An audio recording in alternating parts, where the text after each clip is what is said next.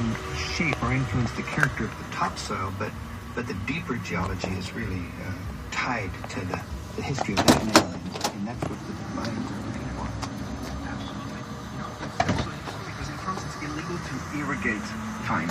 And we do not allow this because basically if you irrigate vine, which is something you find all over the rest of the world of wine, they do drip irrigations, okay? So they feed water on the surface. If you do this, the roots are going to grow because it's their nature, but they grow horizontally instead of growing vertically, instead of growing down. So those roots never leave the superficial layer, so meaning the true uniqueness, the true singularity of your soil, you're not going to express it. So it's actually with a single piece of regulation, like the absence of irrigation, that's going to trigger fantastic diversity in the wines produced. I never hear French vintners bragging about oak barrels. In France, we like to look at oak as makeup for a woman. You know, a little bit of makeup and you can work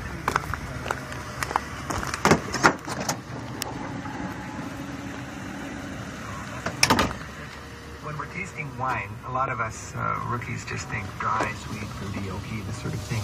What are some key words that can expand our vocabulary so we can actually identify characteristics that are important? Well, I would say think of the words you would use to describe a person. You know, you're at a restaurant, think the words you would use to describe the person in front of you. You know, a wine can be shy, it can be exuberant, it can be loud, it can be tender, it can be soft, it can be shallow, it can be boring. To me, those are much better terms. Also because frequently when people use the word dry, sweet, they don't really understand what it means. So it might lead to more, blur between you and the person trying to express your wine